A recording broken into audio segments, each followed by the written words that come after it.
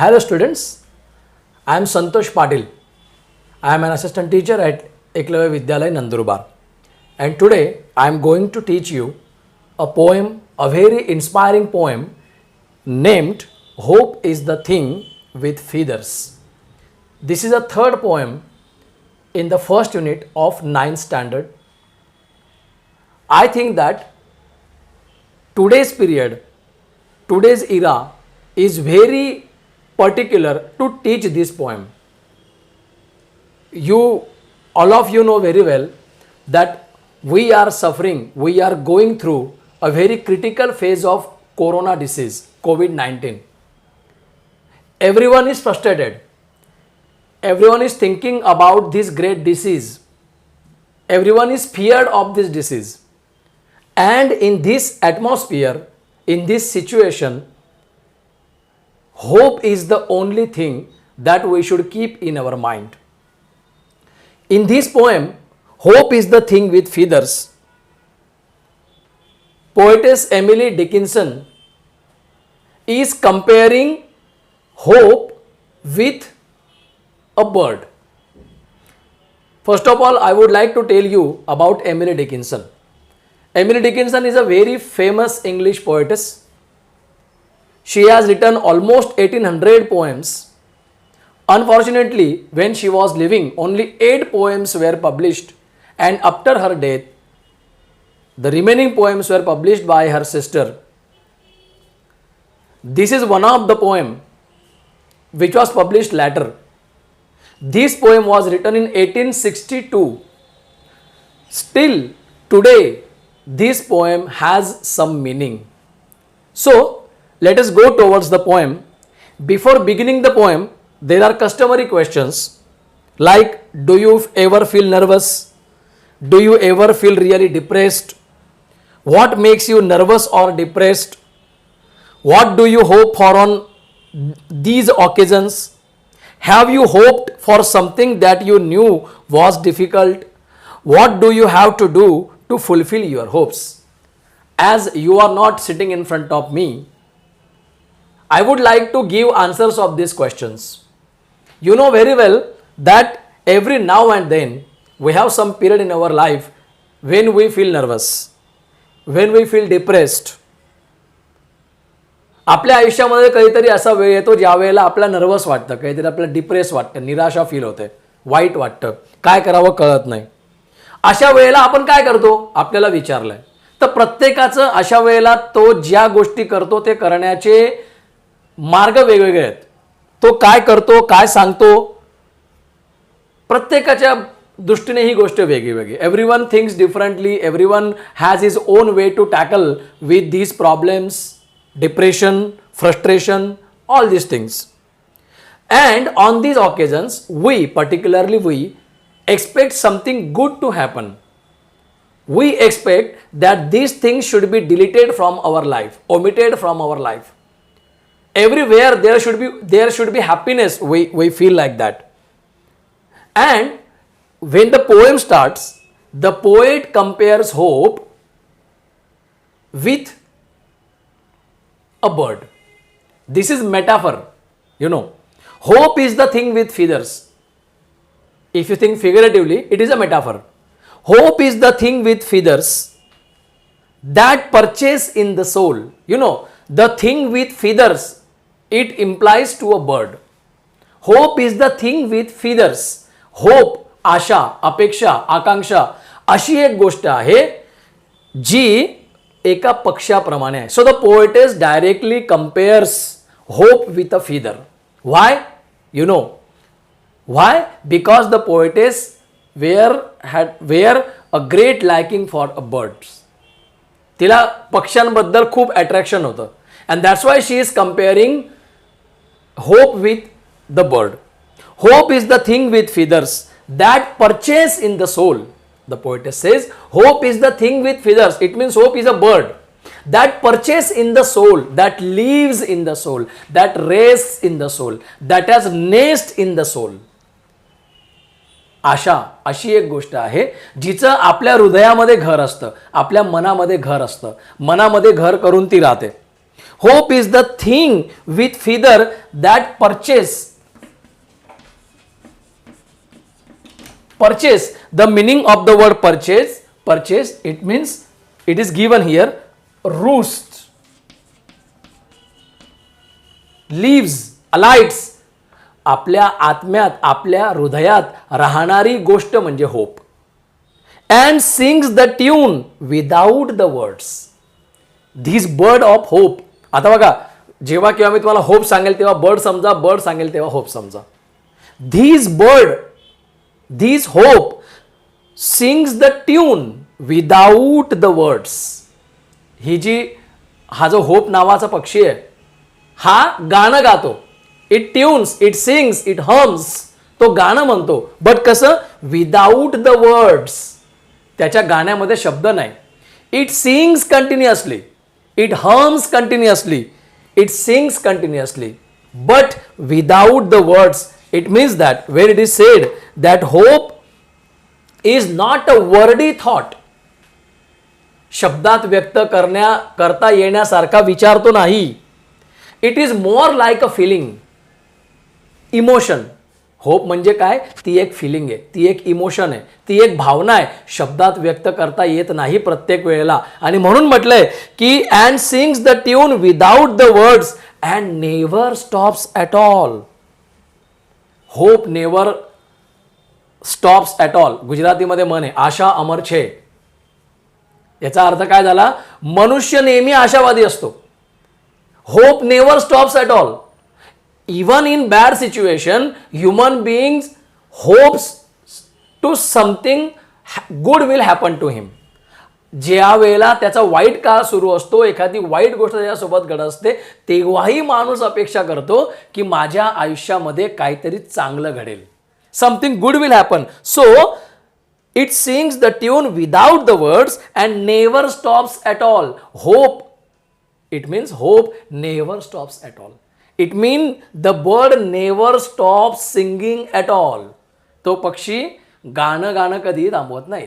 तो पक्षी आपल्या हृदयात बसून, आपल्या आत्म्यात बसून गाणं कधी थांबवत नाही. याचा अर्थ असा की ही आशा अपेक्षा जी आहे ती मनात कायम रुंजी घालत असते, आपल्याला कायम प्रेरणा देत असते, अपेक्षा देत असते. अँड स्वीटेस्ट इन द गेल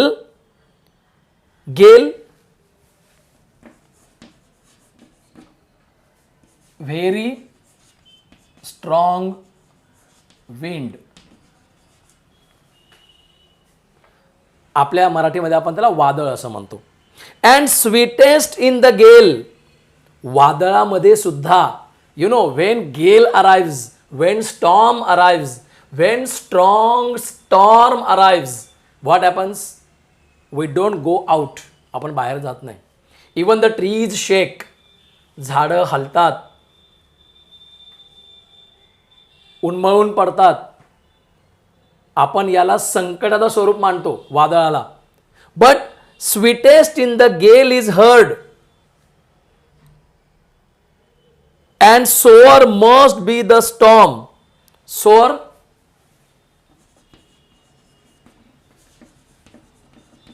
कॉझिंग ग्रेट पेन. दुःखदायक, वेदनादायक, त्रासदायक आपण ज्याला म्हणतो. It means when the gale arrives. आता हे गेल जे आहे, हे वादळ जे आहे, हे फिजिकल गेल नाही, ॲक्च्युअल गेल नाही, येणारं वादळ नाही. याचा अर्थ आपल्या आयुष्यामध्ये येणारी संकट. व्हेन गेल arrives, when storm arrives in your life, in my life, in our life, आपल्या मनात तेव्हाही अपेक्षा असते, आशा असते की या संकटाच्या काळामध्ये सुद्धा काहीतरी चांगलं घडेल.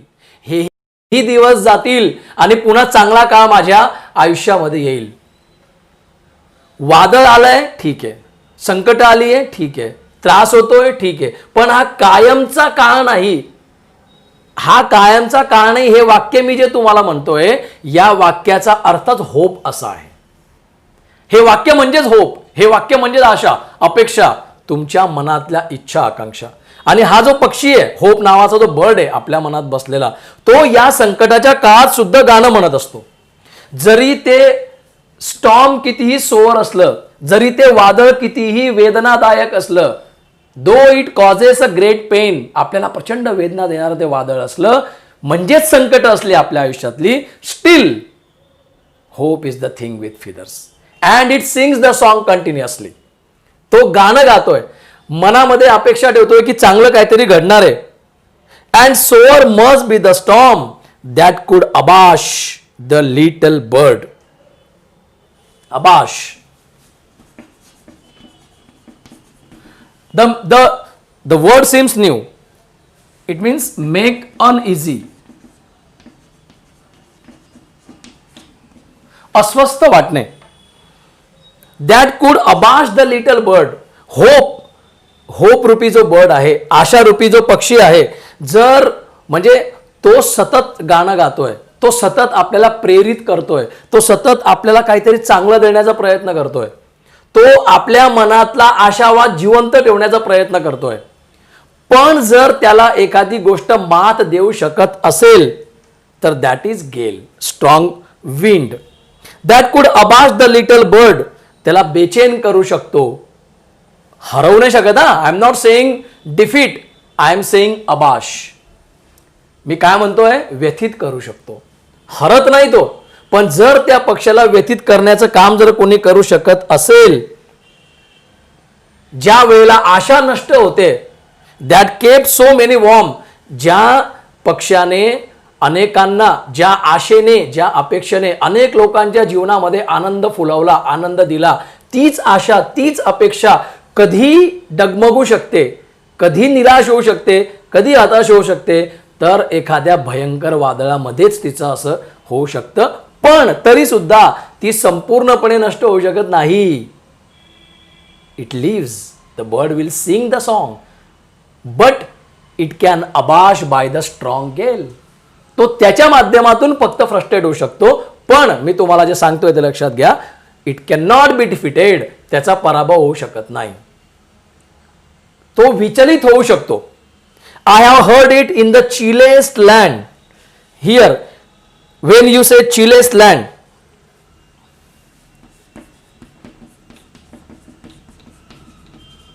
the meaning is explained there. Chillest land,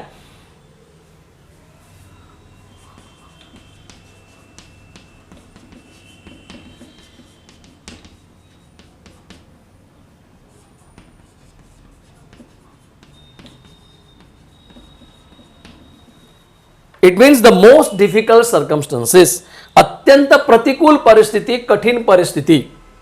I have heard it in the chillest land. What heard? The song of the bird. काय ऐकलंय? पक्षाचं गाणं ऐकलंय. Which bird? The bird of hope. आशारूपी पक्षाचं गाणं मी ऐकलंय. कधी? अत्यंत कठीण परिस्थितीत सुद्धा. And on the strangest sea, अत्यंत अनोळखी परिस्थितीत, अत्यंत अवघड परिस्थितीत मी निराश न होणाऱ्या त्या पक्षाचं गाणं ऐकलंय. येट, असं असलं तरी, never in extremity. Extremity, once again the same meaning that you can get from extremity, the worst of the situation.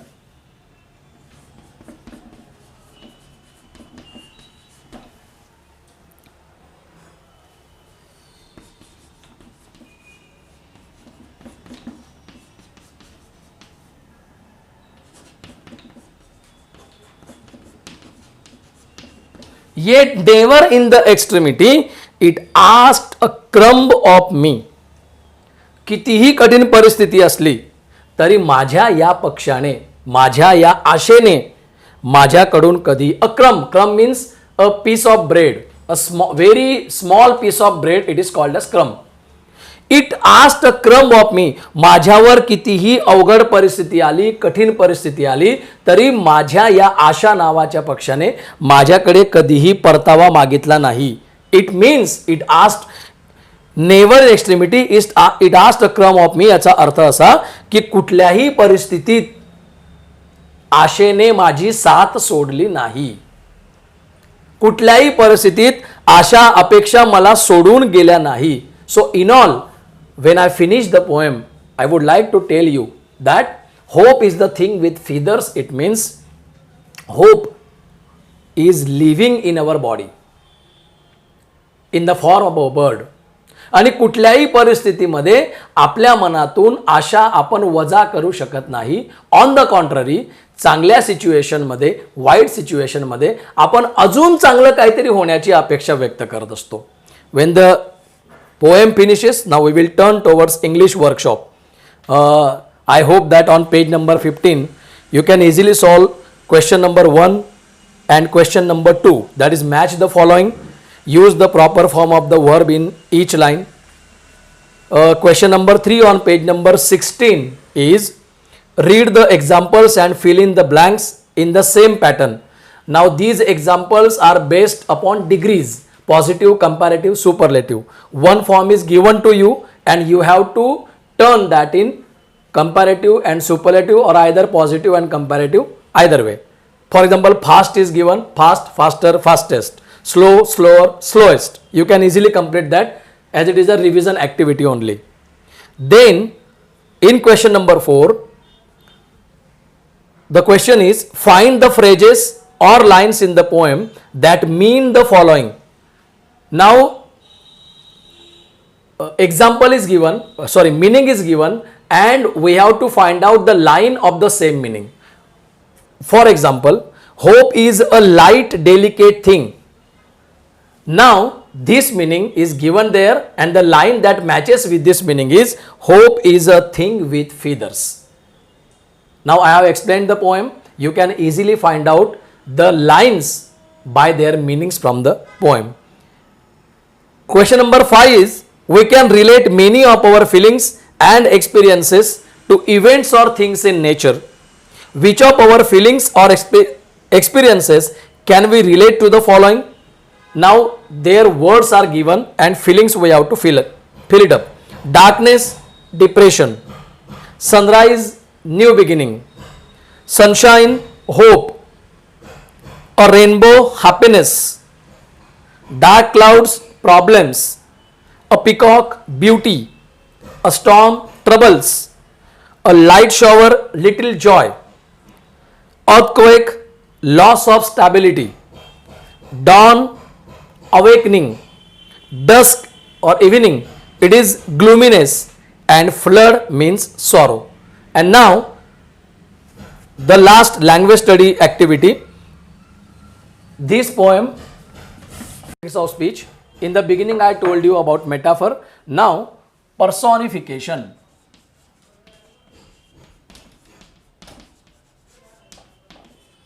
This poem has some examples of personification.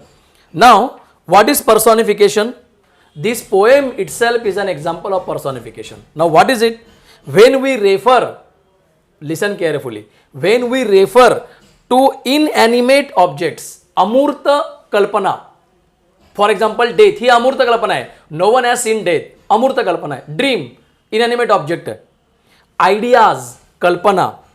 Emotions, Bhavana, or living things, as living things, I am sorry.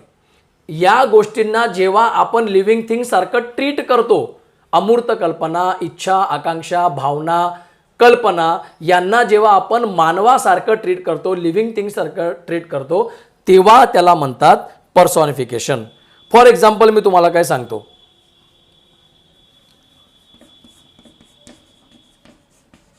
The grass was dancing in rain. आता बघा, the grass was dancing in rain. आता हे dancing ही जी quality आहे ही कोणाची आहे, तर living थिंग्सची आहे. इनॅनिमेट, the grass ही काय, इनॅनिमेट थिंग आहे, त्याला डान्सिंग सारखं दिलं, याला म्हणतात पर्सॉनिफिकेशन. अजून आपण म्हणू शकतो trees were shivering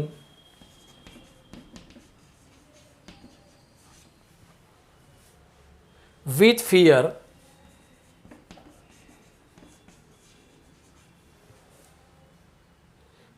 when they saw the woodcutter.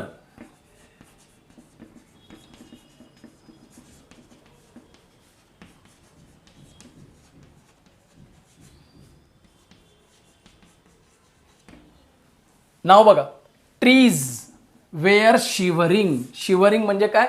थरथरणे, भीतीने कापणे, थरथर कापणे. आता झाडं भीतीने थरथर कापू शकतात का? तर नाही. That's why it is पर्सॉनिफिकेशन.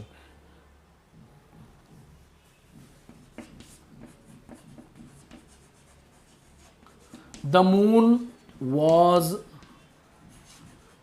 Laughing in the sky. The moon laughing. Can the moon laugh? No. So laughing is the quality of human beings. It is attributed to the moon. That's why it is called as personification.